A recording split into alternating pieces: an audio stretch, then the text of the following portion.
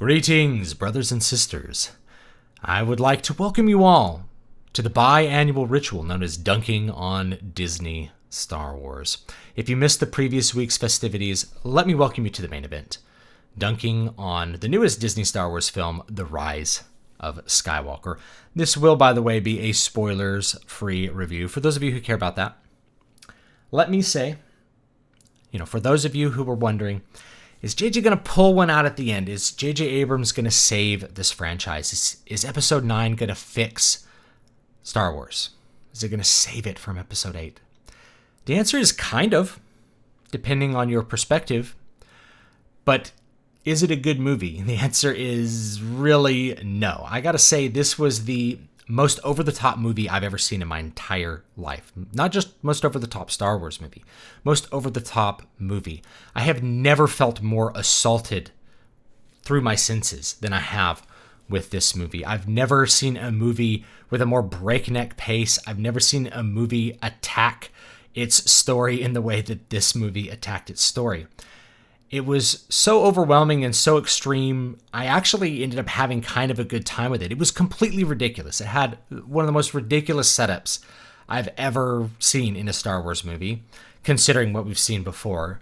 And it had the most ridiculous ending I've ever seen.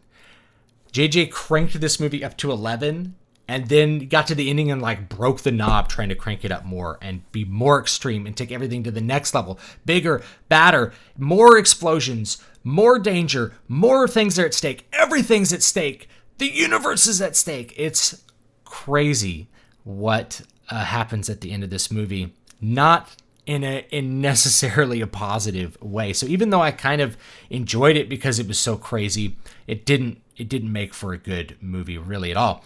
And all of the problems with this movie stem from the fact that it's really doing double duty. It's two movies crammed into one, not like Force Awakens where they shift what movie they're doing kind of halfway through. Rather, this is by necessity two movies because this movie spends at least half of its time undoing Episode 8. So for those of you who are like, I really need JJ to undo Episode 8, it undoes 80% of Episode 8 and turns some of the things that happened in Episode 8 into something that could approximate a satisfying Star Wars ending. The problem is that because of that, and because of the limited time space, there's just no way that J.J. Abrams could have crammed all of the story he wanted to tell with this, or really had to tell, was obligated to tell, into a 2-hour movie, or even a 2.5-hour movie. This really needed to be a new Episode 8 and a new Episode 9. If J.J. Abrams had done the trilogy all the way through, I think a lot more people would be happier, and I also think there would have been just a much more coherent story. I think the reveals would have made more sense, even if they were a little cheesy, and these ones are pretty cheesy as far as reveals go, but at least there was something in the box. So J.J. Abrams spent the first 50 minutes of the movie at least picking up all the mystery boxes that Rian Johnson pooped in and scooping the poop out with a glove, and Lysoling it and cleaning it all up nice, and then putting something in there that someone would actually care about, putting something that mattered into that box, and then showing the audience what was really in it. It's and then you'd be like, no, it really wasn't poop. It was this thing that actually makes sense in Star Wars a little bit. So here you go, And some of them were like, here's the mystery box, and it's it's crazier and more extreme than you ever thought. And you're like, it's kind of stupid, dude. But cool, at least it's something. At least it's a thing that isn't poo-poo in the mystery box. So because of that, the movie has to occur at this extreme breakneck pace.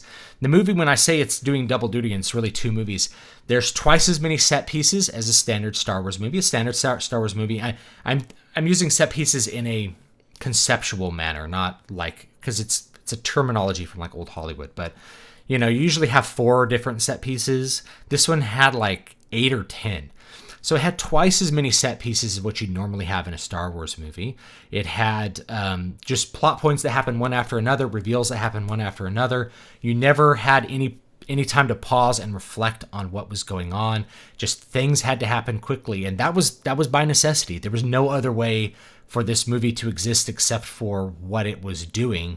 Unless you had a completely different setup. But even with the setup, there was no way to execute everything that was there without just having this speed that makes the movie almost unbearable, and really cuts out all of the impact from any kind of character drama. There's no character development of any kind, so the banter between characters, while it might have been corny or even cringy in the previous two movies, is just absent in this one. So maybe that's a positive. There's less dialogue between characters, there's less quips, there's less development, there's less of them exposing themselves for who they are. But when they did that before, it was really cringy. So maybe that's a positive. But the end result is that all of the dramatic moments lack the weight that would be required for them. So if you were to compare this to, say, Return of the Jedi or Revenge of the Sith, both conclusory chapters, it completely lacks any kind of comparison as far as impact.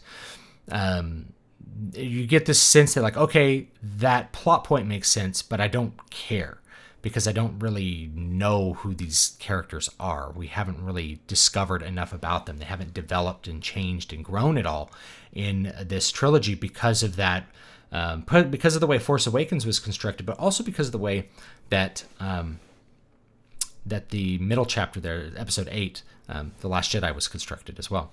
I will say there are some positive things for those of you who want this to fix Episode 8. First of all, it starts off with a time skip. This is something... excuse me. Time skips are something that happen in all of the previous movies before Episode 7, Episode 8. There's always a time skip. And in that time skip, we're able to do some exposition and fill in people as to what happened, some of the more uninteresting things that happened in between. We get the sense that characters have grown. Like between, say, Empire Strikes Back and Return of the Jedi, we get this idea that Luke has grown as a Jedi. He calls himself a Jedi. And that really helps us have this feeling of characters moving through towards an end goal. So just having a little bit of a gap there, we're able to fill in, Rey has been training with Leia. That's not a huge spoiler, but that's what it is. And that makes you feel a lot better about her character. Like, she's actually having to do work, and we see her actually having to work hard at her training in order to be good at what she's doing, which was a major complaint of Force Awakens and a major complaint of The Last Jedi. It's like they fixed that. So it's like they fixed a lot of complaints, but they spent so much of the movie trying to fix the things that they did wrong in the previous two movies that there wasn't enough room to make a good movie for this one. It really needed to be either two different movies or like a 4-hour-long movie. Another small problem, and maybe it's not a small problem, but a big one, it's another map plot. I don't know why JJ went with another map plot. It's like, we got to get this Sith holocron, not a holocron, but like I don't remember what they call it. It's a pyramid thing. Maybe think it was a holocron at first. It's like a map to the Sith homeworld. So we got to get that in order to go solve the plot problems. And if you actually stop and it happens so fast, you don't really have time to stop and evaluate a lot of the decisions for the plot. But as soon as you think about them a little bit, most of them don't make any sense. It's before each thing, it's like you come up with a solution. Like, here's an obstacle, here's a solution. Here's an obstacle, here's a solution. There's no debate or anything. There's always like a tool in the bag that will get them past it. It's like, how do we know where this Sith, we get to the fallen Death Star and there's going to be the Sith, I don't remember, the guide stone or whatever it is. This guide stone, how do we get to it? And it's like, I'm going to pull out an object that will show me where it is. And you're looking at the screen like, how does that show anyone where anything is? But that's just what they did. It's like they were like writing it and they're like, okay, how do we get them to the next set piece? She pulls out the knife, and that's how it works. And so that's the way that you kind of have to shuffle through the plot, is each thing you just, right before you go to the next set piece, you just come up with something that explains that. And then there's a bunch of things that aren't explained at all because there's just not time to show them. There's no time to show them at all. I will say that the plot goes through at such an incredible speed. There's actually some things that surprised me here and there. But like, characters are really not present. They added like one new bad guy and like one new good guy, but you don't really get to know them at all because they just aren't really present in most of the movie. And I just got this feeling watching it, because of how ridiculous it was, that just J.J. Abrams didn't care anymore. Like, I would describe, the Disney sequel movies here. It's like Rian Johnson and and J.J. Abrams are a divorced couple, and the children are the characters of the movie, and like they're making the children speak for them. So it's like Rian Johnson got Force Awakens and he made all the children speak ill of their mother, and then the mother got the children back and made them speak ill of the father. It's really weird to watch how JJ completely dismantled the previous installment. Like, I actually appreciate the movie kind of for doing that. Like, at least he tried to give the fans some kind of satisfying conclusion and clean the poop out of those mystery boxes. But unfortunately, it just wasn't possible to make a good movie given what had been established before and what had to happen here. Not even to include the absolutely ridiculous premise and what it kind of means for the broader universe. It was definitely a crazy, over-the-top experience. An assault on the senses is what I would call it. Maybe you liked it, maybe you don't. I think if you didn't like the previous two, there's no reason to see this one, at least in theaters. You can watch it on video. Maybe we'll wait for the 5-hour-long extended edition, and that will be like the real final Star Wars movie. And it just, man, they just really milk nostalgia too. That's another thing I'll say, is that although I would say positively that there are new set pieces, and I appreciated some of those, there's also a need to call back to nostalgia a lot. They go back to like the ruins of the second Death Star. They go back to, we're still using the ship designs from before. We have kind of a need to replicate moments. There's a part where, you have this is a slight spoiler.